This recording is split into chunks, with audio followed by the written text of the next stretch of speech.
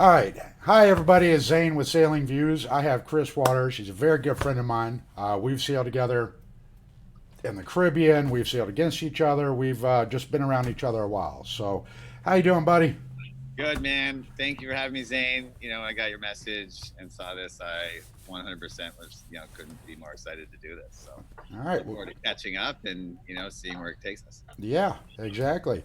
All right. So, for the people that don't know you, now I know how good of a sailor you are, and some people up in where you live in Canada do. Tell us where you're from and what you do, real quick. I'm from Halifax, Nova Scotia, East Coast. I grew up sailing there. In my early 20s, I moved to the British Virgin Islands and continued to compete big boats and whatnot and run their sort of Olympic program. Worked with amazing athletes from there, such as Alec Anderson, working currently with Thad Letsom, but guys like Sam Morrell and a whole other young generation of guys that are, tearing up the college scene now. That was sort of the development at that point. And currently, just in between jobs, and me and my girl are heading to St. Croix to build a program down there. And the title will be, Laser Olympic Development Coach. And number one goal is to, start getting some of those guys all working together and whatnot, and as well as the high school sailing team. So I've been lucky enough to get involved with the country day school, and so that's another little project of ours to build that one up. I gotcha. All right. Well, yeah, I've seen those St. Croix kids and, trying to show up at regattas before, and, they obviously don't seem very well funded or well coached, but they're trying. So, it's good for you to get down there and try to help them out. And, Yeah, and you know, they got there's great talent down there, and all yeah, those guys, and there's some really strong young group guys coming through, and girls too, and I look forward to really pushing that. yeah, that ought to be good. All right. So let's jump into who were some of your early influences? How'd you, get into sailing? How'd you get started? Uh, let's go with that. I think like a lot of people, family. My Hmm. grandfather was a two-time Olympian in the Flying Dutchman, and my father as well was a sailmaker his whole life. And even on my mom's side, a lot of people worked in the marine industry. And we had a small little marina that our family owned, South Shore in Chester, Hmm. marina back then. And I remember running around the docks as a kid, just mucking about in marinas. So it was kind of inevitable that got into it. Yeah. So I'd say my grandfather, my father, family. Yeah. That sounds like a hard pedigree to try to live up to. Uh, Yeah. do you think you've managed that so far? My grandfather had like 30 plus nieces and nephew. They're all amazing in all kinds of different things. But I was the only one who really continued on with sailing.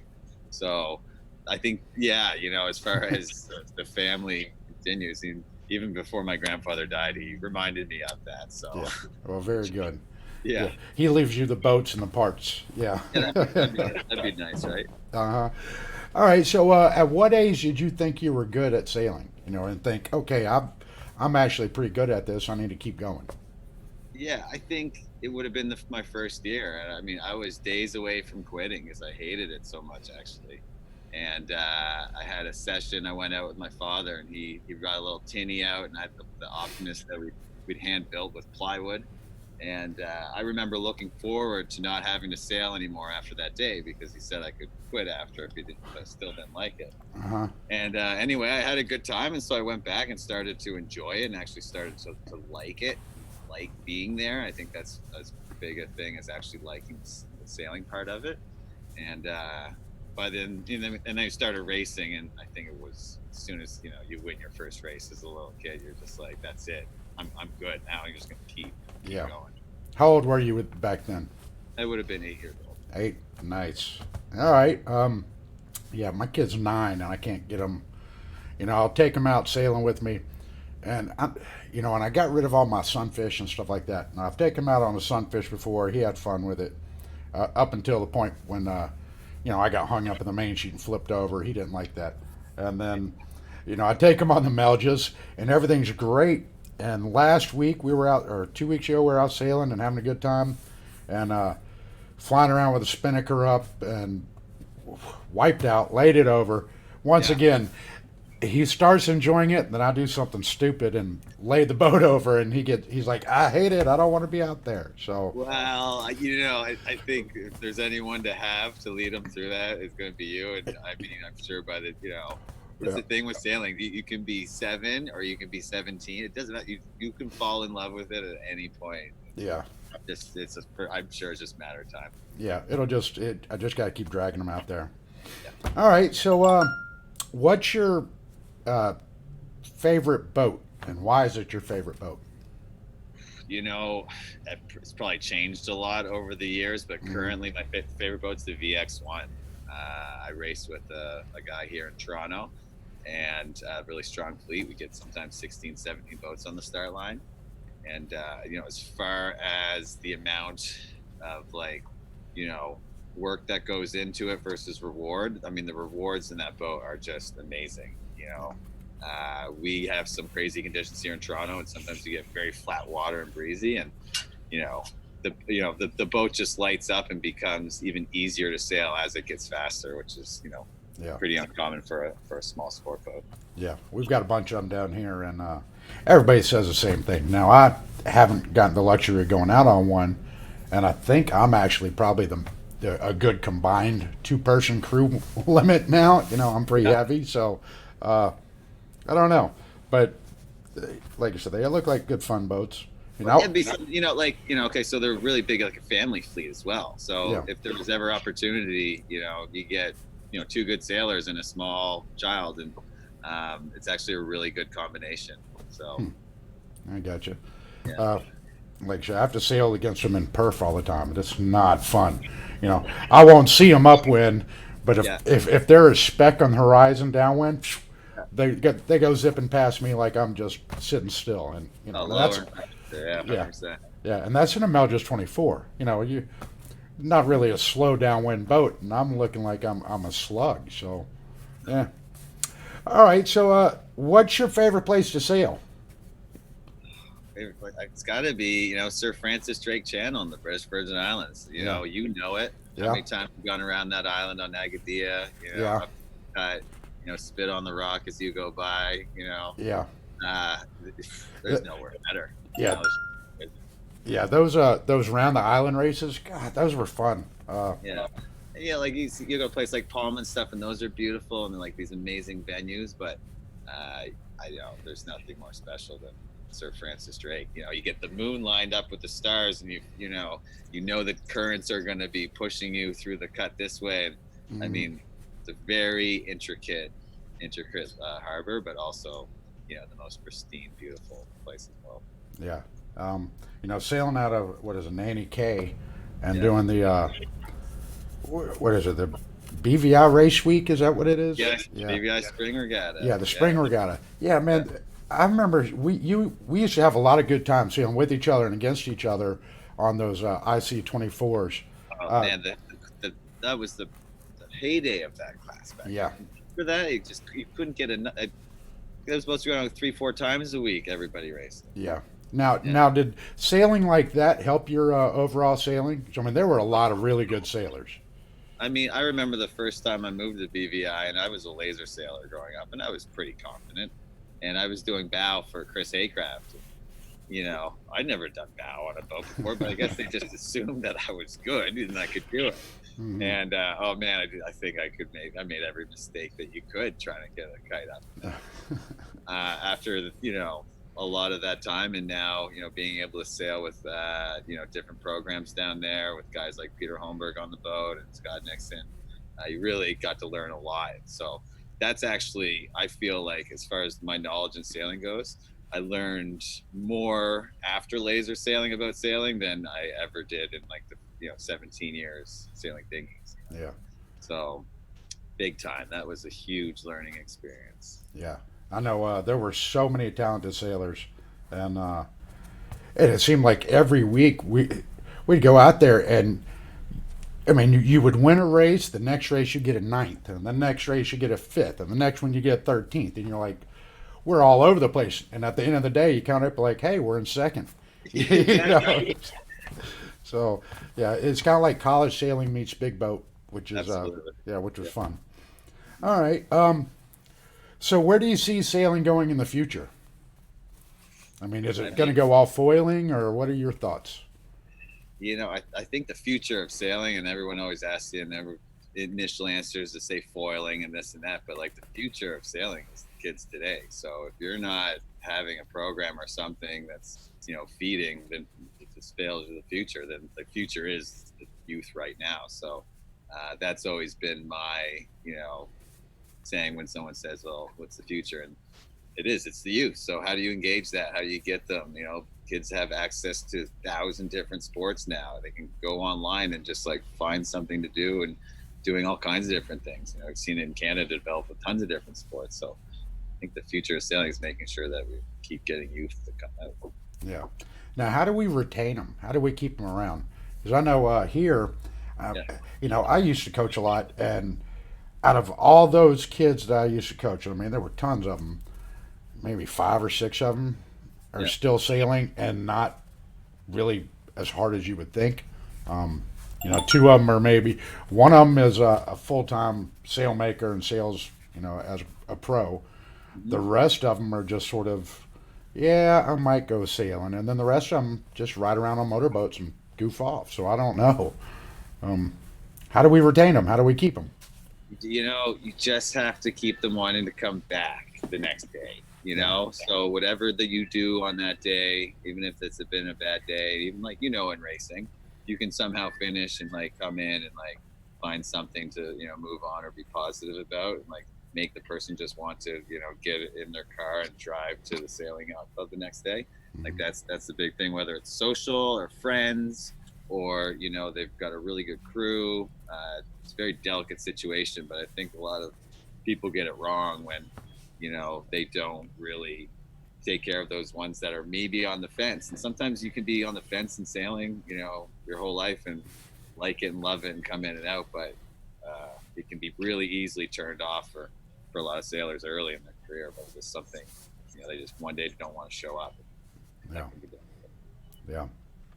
All right, so let's get to some of the fun stuff. What's All your right. best regatta? The most fun regatta, or something that just jumps out in your head as, man, that was the best event ever.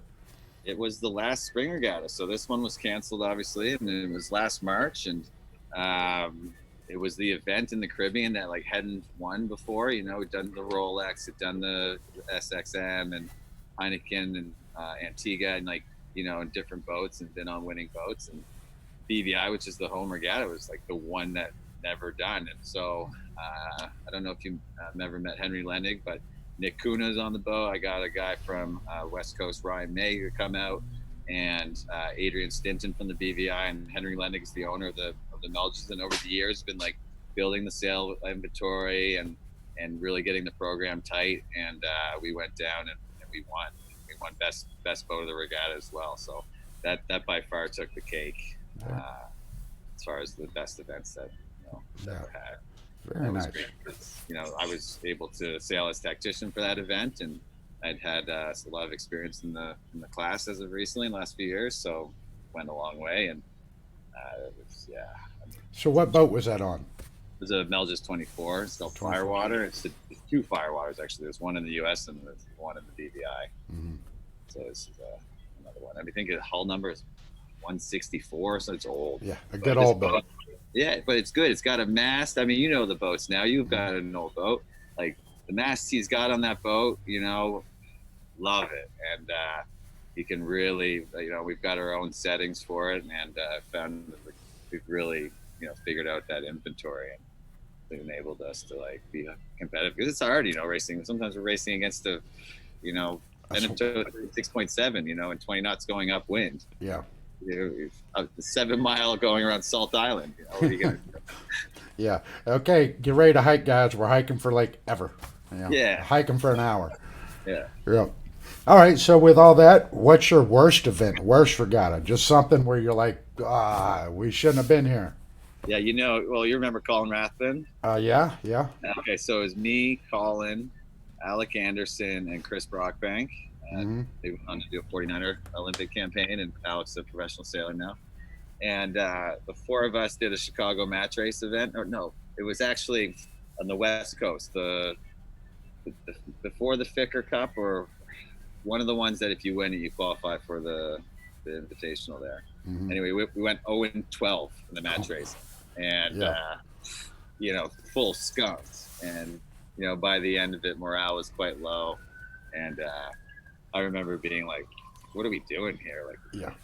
that was a dark weekend. Yeah. You're like, we're obviously not any good. And I know all of you guys, and y'all are all pretty good. So that's hard to go 12-0 or 0 and Yeah, 12. we've been running hot too. We've got, I think Colin was ranked 50th in the world in the match racing tour at one point. For a bunch of guys from Tortola, like it's pretty good. And yeah, that was a kind of a shot down. Yeah, I can imagine. Is that why Colin went and got into the hang gliding and the he just sort of said, "I'm out. I'm jumping off the airplanes and Yeah, he's off the flying mountains." around. Yeah, hang gliding, and they're sailing these like Corsair trimaran things down there a lot. So he's got himself out on those a bunch of times. Yeah, Yeah, he's still a blast to race with because you can hear him all over the course. yeah. I think he learned some of that yelling and screaming from me because I harp at other boats all the time and always just I'm Yeah, that's what made that class so fun. Those days with all of us out there, like sailing up to the Bitter End Yacht Club and the Invitational, like yeah, everybody was just hooting and hollering. yeah. Yeah, We're, it's a good time. yeah, we're always jawing with each other. And like Yeah, I say, sailing with Colin for years. He was a great sailor. I love sailing with him. Had fun with him. And then I remember when he got his. They gave him his own boat to race, and yeah, it was green or yeah. Be mobile. yeah, Yeah, yeah. And that watching Colin get his own boat. And remember, he was sailing with us for years. And then we changed his boat. It was bright green, and all we could do was focus on where Colin was. So since then, that was my motivation to paint my Melges green. but It's like, yeah, because that's the exact same color as it's uh-huh, eel snot, right? Eel snot. yeah. Yeah. If they're looking at the green boat, they're not paying attention to what they're doing. I see. That's Uh-huh, true because I mean, you couldn't miss that boat on the race course. I think. right. Yeah, and it all came from Colin because when Oh, he painted his boat, green and was out there sailing, we did. That was our worst event. Was that one regatta because we just where's Colin? Where's Colin? I mean, we're kicking his butt, but we didn't matter. We're just watching him, and our only focus was to be on top of him. So, yeah. Anyway, all right. So let's see here. What's the most interesting thing you've seen floating in the water? yeah. Someone actually asked me this question recently, Really? and I was coaching the Laser Radial Worlds, a few sailors from Canada, a couple of girls, and a few from the Caribbean, and first day out training in Oman in the Persian Sea, just a ball of snakes, like maybe a dozen or maybe 2 dozen snakes, Hmm. and they intertwine themselves into a ball, and it's then mating, and it's basically a floating ball of snakes going by your boat. Anyway, I don't think anybody jumped in the water to use the bathroom that week, but No. that takes the cake. Yeah. I did. I guess Snakes. Yeah, snakes on a boat, man. Yeah, that's pretty wild. yeah, like in the middle, like right on the race course, just everywhere. I'm sure that changes. Oh, I'm not tacking now. There's a ball full of snakes in front of me. Yeah, I'll sit in your bad air a little longer because I'm not going through that. yeah. Um, all right. So, what's your best role on a boat? Now, I know you've done them all, but what's your Yeah. best? What are you best at, or what's your favorite, or are they the same? I love tactician. To me, it's my favorite, and I think I like sailing with the owner driver. So I like their boat. Someone once told me, don't race on your own boat, only race on other people's boats. So that was kind of something that stuck in my head, and then something I've always wanted to work towards. And, I think just if you have a really keen sense of like listening and hearing and understanding when you're like in a position that's not the tactician, you can kind of like part together, how you want to communicate and whatnot. And that's I think the fun part of it. Yeah. Now, I've obviously been a tactician for a while, but I kind of got tired of doing tactics for other people and running everybody else's boat. And I spent a couple years, I fixed up a boat, old race boat around here, and decided to run my own program for a while. And I mean, other than the fact I couldn't really afford it, but Yeah. I was able to, shoestring it together, and I really enjoyed having my own team and my own program. Uh, we don't, the problem was replacing me as tactician, so I ended up getting triple duty, but it was Yeah. still fun. I How do still you really find? enjoyed it. Can you drive and do tactics and think you can be competitive in the Yeah, Elder Sport fleet? well, I'm really good at the overall, and like I can figure out the first beat with the looking up the course 30 seconds, and I can Yeah. figure out I need to be left hard early, right middle, at the top, come in right at the end, and I can figure out where the wind's going to be. Yeah. My thing is I see like 8 miles up the course. I'm always 10 minutes ahead of what's going to happen. Now after that first beat, I have no idea because I Really? literally don't look anymore unless I'm just getting faced and I'm going real slow and I already know I'm slow, so I'm kind of, I can look around for, 5 seconds, but if that boat's so hard to drive, if you don't constantly focus on driving, you're missing gears. So I'm good at calling a first beat. After that, I have to have someone keep me honest. And I've got a couple good guys now that are doing really well, and we're bouncing stuff off each other all the time, and Good. that works. Yeah. It's a little switch up for some of the downwind, and Yeah, then we kind of come together for the finish. yeah, and that's having a tactician definitely is a good thing. Um, all right, so do you consider yourself aggressive or conservative? Oh yeah, I saw that question. I would say aggressive.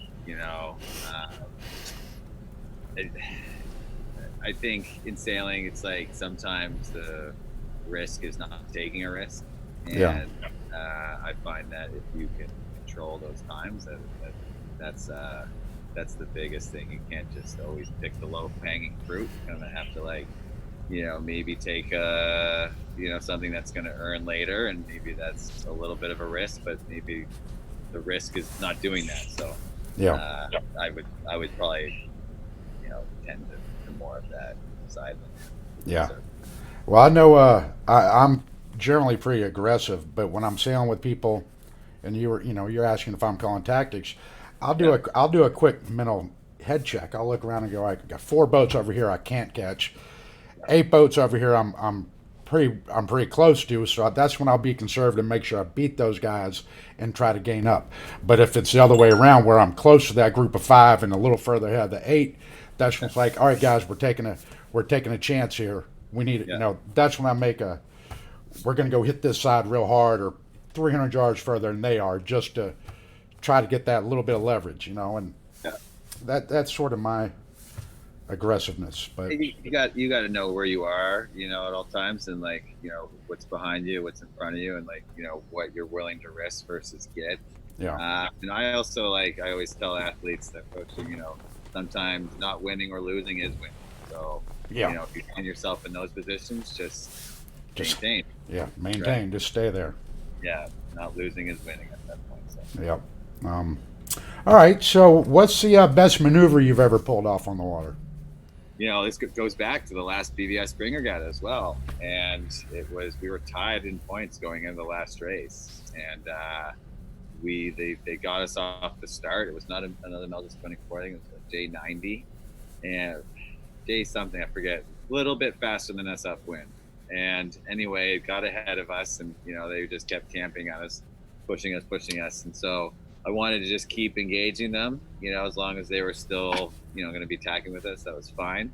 We played up into a little bit of a shore, and it was light air, and we were both on port tack, and we were a little bit behind into leeward, but we were kind of approaching, port ley line, and we flip over onto port. We're still now lured and behind, and a little bit of shear or something came off the little shoal, or in the Salt Island, I believe, was there. And anyway, I noticed it right away on the top jib, just it just backed immediately. Drop it. So we dumped jib 2 feet, Wow. blue main and a little bit of vang on, Hmm. and pressed, and we literally sailed from behind and leeward and front and windward. And I've never seen anything like that. And yeah, and, I talked to them about it after, and I just said, by the time I looked up and saw you guys reacted, I knew it was too late. And Yeah, you know, that immediate burp, and we actually went a little bit lower at one point to get through and back up. yeah. Make So sure you made sure you got through that shadow, and then you're like, all right. And then the extra height from that point is just that's gravy. yeah, So all that the way. that must have been one great regatta. Yeah, and Um, then we won the race, and yeah, and then that was it.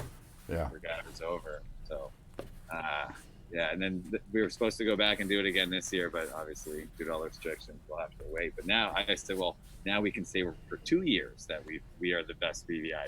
So yeah. give us an extra year. There you go. All right. So, what's your favorite program you've been involved in? I know you've been in a lot of Melgis 20s. You've done, the Sparky program, Agadia. I don't know. You've done a ton, man. Yeah. There's So got my to be Agadia, the big cruising boat, though. oh, yeah. See, I didn't think of that, but that as far as okay, now it's a tough. I'd say as far as the most fun I've ever had sailing myself on a program, it would 100% be Agadia. With like Yeah. Ainsley Randall down there and Milt and the whole squad and yourself and Yeah. just being able to be a young younger 20 guys to be able to experience that with all of you was amazing. Yeah. It was fun. I'd say that my favorite program of all time is the Alec Anderson, Chris Brockbank 49er Olympic campaign, where they missed qualification by one country and learned so much. It was like a crash course in 49er sailing for the guys, and to be part of that and to see how far they came along in such a short period of time, that was probably the most special 4 years Yeah. coaching I've had. All right. So, what are your thoughts on America's Cup? Do you love it? You hate it? Love it. Boats flying faster, higher, lower, more people on there. It's great. Good. I'm all for it. I think it's cool, and I don't know why anybody would want anything different. Yeah. Well, a lot of people. I know. I talked to Taylor Canfield about it. And remember, he went and studied up on match racing for years just to get there, Yeah, and then now they're all foiling, and the match racing's kind of out of it. yeah. So, I mean, he's still trying with Stars and Stripes, but Taylor's a great sailor. He's gonna yeah. get it together. And I think everybody at that level really has their time. And so Yeah. yeah, I think we'll see it all start to develop over the next few years. Yeah. All right. So let's move on here to what's your next regatta? What are your future plans? I mean, you're going to St. Croix, but when are you doing that? What do you do when you hit the ground? Um, Good question. We actually just talked about that. The first thing we're gonna do is we're gonna go to the beach. We've been sitting in downtown Toronto for the last 4 or 5 months, so we'll do that. But after that, we'll probably do some local events on the island in St. Croix. They have a sunfish program. They got some sunfish, and Mhm. we're gonna get some lasers out. So you'll see me in a little dinghy soon enough. In St. Croix. Very That's good. the next event for me. Yeah, very good. I tried to do a live with Eduardo Cordero last night, Yeah. and I realized how technically inept I am at this whole podcast, videocast thing. I mean, we sat there and yacked on for like an hour and a half before I realized we weren't live at all. So I'm like, Oh no! I was like, So we're live though. You've been recording this. oh yeah, we're recording. Well, no, I recorded his, but I mean, I had tried to do a full straight live, thing. Stream it live. Yeah, and because we were trying to mess with each other, and I was trying to heckle him a little bit, just 'cause we're good buddies, and I like messing with him pretty hard. So, but it all gets lost in the recording. But he's a sunfish guy from all those areas, so practice up. You can go play against him. All right, so let's talk about women's sailing. What are your thoughts on it? Can we do Yeah, can we do I'm all for more? it. Yeah, go with it. Coached at the youth worlds. I've been to think maybe 8 or 9 of them, coaching all kinds of different countries. BVI obviously, Canada, a few other ones, and girls, boys, everything. And one of the things that always gets brought up at the coaches meeting is like, what do they want to do for mixed teams and whatnot? And I think the youth should be mixing more now because the future of sailing is everyone's sailing like boys and girls sailing together, and it should be all equal parts. So we need to be starting it now. And you see how small the smallest fleets of the youth world are always, usually the women's fleets, women's windsurfing or women's 420. I-420 is a really small fleet, and they need to start putting them together. And one of the questions, like, do we wait for the Olympics to decide what they're going to do so we can create the training boats, or do we do it now ourselves? And a lot of people will say, well, let's wait for the Olympics, but I'm against that. I mean, like, women in sailing and sailing with people needs to happen now. Even learn to sail programs should be pairing up boy and girl in boats all the time, and that's a big part of it, I think, and just trying to get as much more co-ed. Yeah, just get it. Any chance you can get guest coaches to come in that are females and run an all-girls clinic, or even just come out and do a talk for everybody, I think is really empowering. And it's always so easy for clubs to find a guy, but, like, I don't know, I think it's more important to be really focusing on that side of the side. Yeah. That is the future. It's going to be mixed teams in the Olympics, and it's going to be equal parts. IOC has already come out and said this is what's going to happen, so sailing needs to act now on it. Yeah, I agree. They have the new offshore double-handed, which is supposedly supposed to be co-ed, and I think that's great. I wish I were a little younger and had a lot more money, but I was thinking the same thing. All right, so what kind of ideas do you have on how we can grow the sport overall? Like, just get brand new people that their families weren't connected. How do we get them into the sport? You got to get out there and hit up every avenue you can. We, for our programs that I've run for the Learn to Sail, you go to any kind of camp festival. You got to get out there and go to schools and try to get school groups involved. You have to just, like, think of it like a shotgun approach to getting kids in. You're going to just, try to hit everywhere. And, maybe over that time you'll find a good focus, but even just one more kid signing up for another week of program is one more than you wouldn't have had before, and potentially one more that's going to continue in sport. Right. So I think you just have to get as many avenues and streams. And, like, for our program, sometimes you put ads on Instagram. Come learn to sail, teen learn to sail. And, you'd be surprised how much traction some of that gets for a teenager who will go to their parents and be like, hey, I want to sail. And so what do? They just put in Google sailing club, and it happens a lot. And I think kids get more opportunity to choose what they want to do now, and not like the good old days of you're going to be a sailor. So I think thinking with that open mindset is most important. Yeah. All right. Well, what's the best advice you have for new people? People that are just learning, and just gotta learn to love it.